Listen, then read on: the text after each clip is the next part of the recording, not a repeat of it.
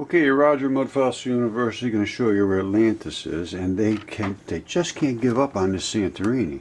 Now, I'm watching History Channel, and Santorini was a volcano, absolutely, totally nothing what Plato said, and they just cannot get through their head, and they're going to fight and die trying to figure this out, and they're never going to figure it out because they're in the wrong place. Here goes. And on the outer edge of the Caldera Rim, there's an ancient town. All right, it doesn't matter. It's a caldera. Plato described it elegantly, and here it is. All right, what you have to understand is that the Atlantic Ocean was much larger than it is now. And what happened was right over here, the ocean was over in this area, okay? And this overlaid it, and it flowed out. And why did that happen? Well, this Atlantis is here. That's the Eye of the Sahara. It's in Mauritania. And this is the Straits. I see a Straits. Don't you see a Straits? I see a Straits. It was outside the Straits. And when that Straits, when Atlantis collapsed, look at the amount of mud. You know how wide this thing is? I mean, it's the same size that Plato said. I'll see if I can get a measurement. But there's no question whatsoever. Look at the boat slips. And it just boggles my mind. Anybody that has any clue about boats and slips, I don't know what else to say. How could you possibly miss that? Who could miss that? And there is possibly boats in these slips, or looks like there's something there. I don't know, trees growing there, buildings. But they're everywhere. And they're, of course, on the side of the island that washed over this way. The other side of the island was just torn up. But they go in, and then they go to the next ring. See, the next ring has the same stuff. They all have the same stuff. There was buildings all here. These are all buildings and things. I just don't know what to say. How could they miss this? I mean, every one of these is an inlet to more boat docks. If anybody could say that was just accidental, I just don't know where their mind is. And it goes all the way to the center, all the way to the center rings.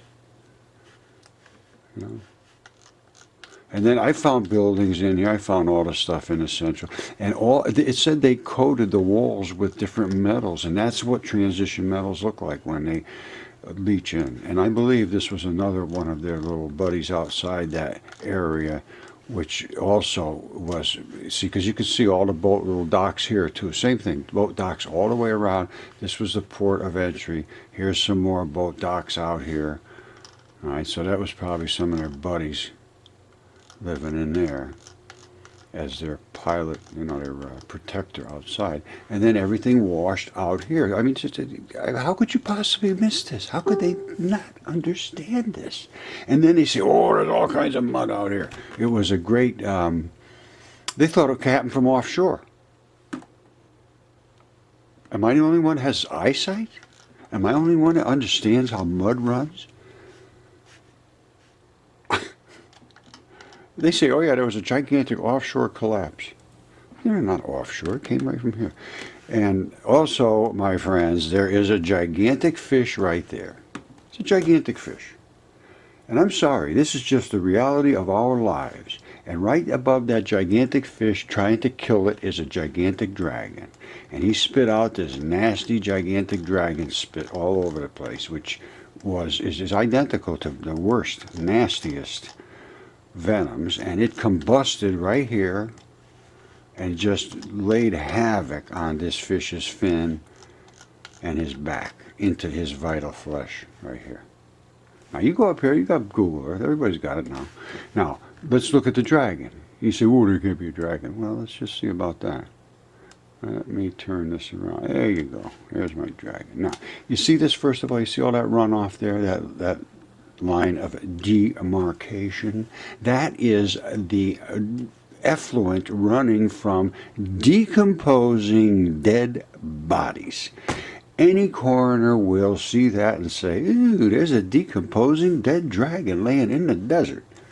Decomposing dead dragon in the desert. Wow, that's a lot of D's going on there. All right, now, here you go with this dead decomposing dragon in the desert, and he is spitting out that dirty, nasty stuff, and here's this fluty little thing going down the side, and a little fluffy stuff that goes along. You see him out on the dragon parades. And here is his dragon throat, and it goes, and of course he's got dragon scales all over the place. That's what they do. And it goes down, and see how that...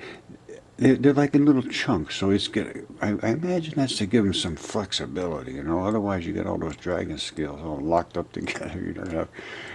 I imagine you have trouble. Well, see how nice that works, and all that's beautiful. How nice it goes right down his throat, and all that fluffy stuff you see over in China. You just walk around on the parade over there. They shoot off a bunch of fireworks, and they have a bunch of dragons. They were very admired in China and in that area. They are just revered. And I think I know why, because there's one bigger than this over in that area. Now, this guy got his throat cut. And this is where the blood drains out. Right? That is arterial blood, and this is the vein blood. Excuse me. The vein blood is black in mud fossils because it becomes oxidized after it hits the air. Normally it would be blue in your body. Now, this is, again, it's just keep running off and running off. Now we're only getting barely to his body. That's his neck. There's his body. Look at the size of that body. And it just keeps going and going and going and going and going. And we can stop here. It goes further and it flutes out at the end, but this is just enough to, whoops, look at that. Ah, run for your life. Anyway, that's it. And I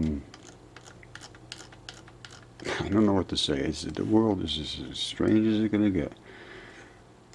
And the only reason I'm saying all these things and talking about all this stuff is, and I got a lot more to say and a lot more to talk about, and it gets even stranger.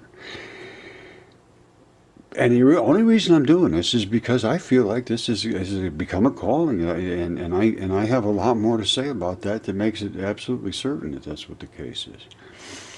And it says there is nothing that was hidden that will not be revealed. And that's the only reason I'm going into the things I'm going into. And the things I'm going to go into will shock the hell out of you if this didn't.